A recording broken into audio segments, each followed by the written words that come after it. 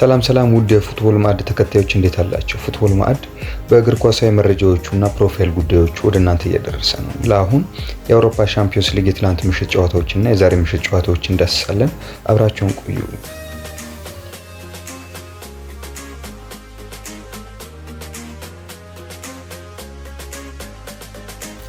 በአውሮፓ ሻምፒዮንስ ሊግ ግማሽ ፍጻሜ የመጀመሪያ ዙር ጨዋታ ፒኤስጂ ከአርሰናል ጋር ያደረገውን ጨዋታ 1-0 ማሸነፍ ችሏል። የፒኤስጂን የማሸነፊያ ግብ ኦስማን ዴምቤሌ ከመረብ ማሳረፍ ችሏል። በጨዋታው የፒኤስጂ ፊት መስመር ተጫዋች ኦስማን ዴምቤሌ ጉዳት አጋጥሞት ተቀይሮ ለመውጣት ተገዷል። በሌላ በኩል የአርሰናሉ የመስመር ተጫዋች ጁሪያን ቲምበርም ጉዳት አጋጥሞታል። የመልስ ጨዋታው በሚቀጥለው ሳምንት ፓሪስ ላይ የሚደረግ ይሆናል። ፒኤስጂ አርሰናልን በረታበት ጨዋታ የጨዋታው ኮከብ የተባለ ቪትናሃ ቡድናቸው ጠንካራ አቋም ማሳየቱን ከጨዋታው በኋላ ተናግሯል። በእኛ እምነት የሌላቸው አሉ ያለው ቪትናሃ፣ ነገር ግን ለእነሱ ግድ አይሰጠንም፣ እኛ ድንቅ ደጋፊዎች አሉን፣ እኛ ፒኤስጂዎች ነን ብሏል። አክሎም የመጀመሪያውን ዙር አሸንፈናል፣ ጥሩ የቡድን መግባባት ነበረን፣ ጨዋታው አሁንም አላበቃም፣ አሁን ፓሪስ ላይ ጥሩ ጨዋታ መጫወት አለብን ብሏል።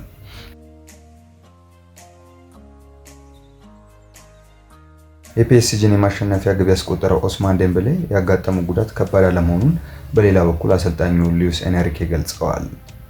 ይሁን እንጂ ኦስማን ዴምቤሌ በመልሱ የአርሰናል ጨዋታ መድረሱ አጠራጣሪ መሆኑን አሰልጣኙ ጠቁመዋል። ሉዊስ ኤንሪኬ በንግግራቸውም ከባድ ነገር የለም፣ መጠነኛ ጉዳት ብቻ ነው ሲሉ የጉዳት ሁኔታውን አስረድተዋል። አክለውም በመልሱ ጨዋታ መሳተፉ አጠራጣሪ ነው ያሉ ሲሆን ነገር ግን ዴምቤሌ ባይኖር ሌላ የሚተካው ይኖራል፣ ቡድኑ አንድ ነው ብለዋል። በሁለተኛው ዙር ምርጥ ጨዋታ ይኖረናል ያሉት ኤንሪኬ ዓላማችን ማሸነፍ ነው፣ አርሰናል የምናጣው ነገር የለም በሚል አስተሳሰብ ይመጣል ሲሉ ተደምጠዋል። ጨዋታው ገና መሆኑን ያሳሰቡት አሰልጣኙ ለአርሰናል አንድ ጎል ሁሉንም ነገር ይቀይርለታል ሲሉ ተደምጠዋል።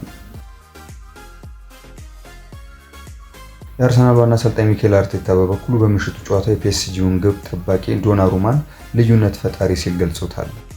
በውጤቱ ረገድ ፒኤስጂ ማሸነፍ ይገባዋል ብሎ እንደማያምን አሰልጣኝ ሚኬል አርቴታ ተናግሯል። የተሻለ ውጤት ይገባን ነበር ያለው ሚኬል አርቴታ ነገር ግን ገና የመጀመሪያ ዙር ነው፣ አሁንም ጨዋታው 50-50 ነው ሲል ተደምጧል። አክሎም በዛሬው ጨዋታ ልዩነት ፈጣሪው ዶናሩማ ነው ያለው አርቴታ አንፊልድ ላይ ያደረገውን ደገመብን፣ ሁለት ወሳኝ የግብ ዕድል አድኗል ብሏል። በተመሳሳይ መድፈኞቹ አምበል ማርቲን ኦዲጋርድ ቡድናቸው ለፍጻሜ በመድረሱ ጥርጥር እንደሌለው ከጨዋታው በኋላ ተናግሯል። ማሸነፍ ፈልገን ነበር ያለው ኦዲጋርድ ነገር ግን ገና የመጀመሪያ ዙር ነው፣ ሙሉ ኃይላችንን ይዘን እንሄዳለን፣ ለፍጻሜ እንደምንደርስ ሙሉ እምነት አለን ብለዋል። ጨዋታውን ልንተነትነውና ልንማርበት ይገባል፣ በመልስ ጨዋታ በምርጥ አቋማችን መጫወት አለብን ብሏል ኦዲጋርድ። ዴቪድ ራያም በበኩሉ ጥሩ እንደተጫወትን አስባለሁ ያለ ሲሆን አሰቃይተናቸው ነበር፣ የትኛውንም ቡድን ማሸነፍ እንደምንችል እናውቃለን ብሏል። በሌላ በኩል የቀድሞ እንግሊዛዊ ተጫዋች ዋይኔ ሩኒ አርሰናል በመልሱ ጨዋታ እንደሚያሸንፍ አምኖ ወደ ፓሪስ እንዲሄድ መክሯል። አርሰናል ከፒኤስጂ ያደረገውን የምሽት ጨዋታ የተመለከተው ዋይኔ ሩኒ ለሚዲያዎች አስተያየት ሰጥቷል። በአስተያየቱም አርሰናል እንደሚያሸንፍ አምኖ መሄድ አለበት፣ አርሰናል እንዲያሸንፍ እፈልጋለሁ፣ ዋንጫውን እነሱ እንዲወስዱት ነው የምፈልገው ሲል ሩኒ ተናግሯል። አርሰናል ሻምፒዮንስ ሊጉን እንደሚያሸንፍ ተስፋ አድርጋለሁ ነው ያለው ሩኒ። አርሰናል አበሳጭቶኛል ያለው በአስተያየቱ ሩኒ ፒኤስጂ ተጨማሪ ሊያገባ ይችል ነበር፣ እነሱ ሪያል ማድሪድን ስላሸነፉ ለቻምፒዮንስ ሊግ ፍጻሜ እንደደረሱ ተሰምቷቸው ነበር በማለትም ተችቷል።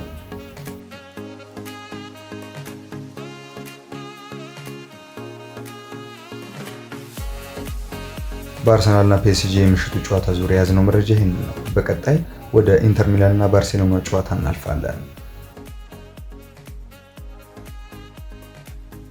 በአውሮፓ ቻምፒየንስ ሊግ የግማሽ ፍጻሜ ጨዋታ ዛሬ ምሽት ባርሴሎና ከኢንተር ሚላን የሚያደርጉት የመጀመሪያ ዙር ጨዋታ ይጠበቃል። የ5 ጊዜ ቻምፒየንስ ሊግ ሻምፒዮን ባርሴሎና እና የ3 ጊዜ መድረኩ ባለክብር ኢንተር ሚላን ለተጨማሪ የቻምፒየንስ ሊግ ዋንጫ ወደ ሙኒክ ለማቅናት የ180 ደቂቃ ፍልሚያ ያደርጋሉ። ለሁለቱ ክለቦች መጫወት ከቻሉ ከዋክብት መካከል ካሜሮናዊ ሳሙኤል ኤቶ ከባርሴሎና ጋር 2 ጊዜ እንዲሁም ከኢንተር ጋር 1 ጊዜ ቻምፒየንስ ሊግ ዋንጫ በመሳም ስኬታማ ተጫዋች ናቸው። የ2 ጊዜ ዓለም ዋንጫ አሸናፊውና የ2 ጊዜ ባላንዶር ባለኮከቡ ብራዚላዊው ሮናልዶ ናዛሪዮ ዲ ሌማ በሁለቱ ክለቦች ማሊያ ተጫውተው ካሳለፉ ከዋክብት መካከል ይጠቀሳል። በ1996-97 ለካታላኑ ክለብ ከተጫወቱ በኋላ ወደ ሴሪኤ በማቅናት በ1997-98 እስከ 2001-2002 በኢንተር ለ5 ዓመታት ተጫውተዋል።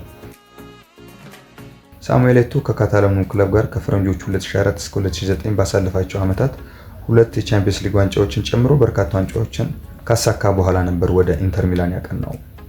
ባርሴሎና በፈረንጆቹ 2009 ካሜሮናዊውን አጥቂ ሳሙኤል ኤቶን ለኢንተር በመስጠትና ተጨማሪ 46 ሚሊዮን ዩሮ የዝውውር ሂሳብ በመክፈል ነበር ግዙፉን አጥቂ ዝላታን ኢብራሂሞቪችን ከኢንተር ወደ ካምፕ ኑ ያስኮበለለው። ሳሙኤል ኢንተርን በተቀላቀለበት የመጀመሪያ ዓመት ነበር በ2009-2010 የቻምፒየንስ ሊጉን ድል ከሚላኑ ክለብ ጋር ያሳካው።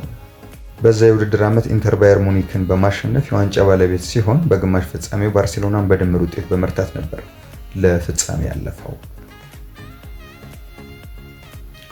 ዝላታን ኢብራሂሞቪች፣ ሉዊስ ፊጎ እና ፊሊፔ ኮቲንሆ በተመሳሳይ ለሁለቱም ክለቦች ተጫውተው አሳልፈዋል። ስዊድናዊው ኢብራሂሞቪች ከ2006-2007 የውድድር ዓመት እስከ 2008-2009 በነበረው የ3 ዓመት የኢንተር ሚላን ቆይታው 3 ጊዜ የስኩዴቶን ሻምፒዮን መሆን ችሏል።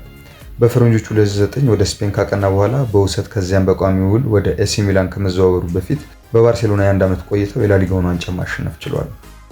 ከዝላታን ኢብራሂሞቪች 1 ዓመት ቀደም ብሎ ኢንተር ሚላንን የተቀላቀለው ፖርቹጋላዊው አማካኝ ሉዊስ ፊጎ በ4 ዓመታት የኢንተር ቆይታው 4 ጊዜ የሴሪኤው ሻምፒዮን መሆን ችሏል። ፊጎ በኢንተር ሚላንም በባርሴሎናም ስኬታማ ጊዜያትን ካሳለፉ ተጫዋቾች መካከል አንዱ ሲሆን ከፈረንጆቹ 1995 እስከ 2000 በካታላኑ ክለብ በነበረው ቆይታ ከባርሴሎና ጋር ላሊጋውን ጨምሮ በርካታ ዋንጫዎችን አሳክቷል።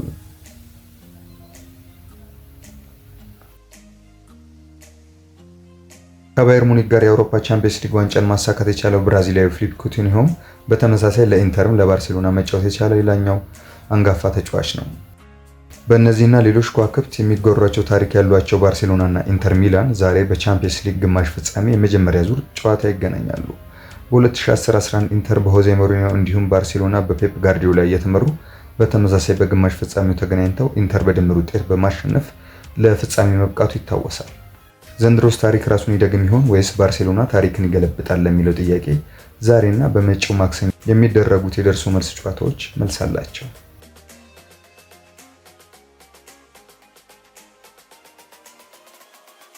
ውድ ተመልካቾች በቻምፒየንስ ሊግ መረጃችን ወደ እናንተ የደረስንበት የፉትቦል ማዕድ መረጃችን ይሄን ይመስላል። ከሌሎች ጥንቅሮች ጋር አብራችሁ እንድትቆዩ ግብዣችን ነው። ሰላም።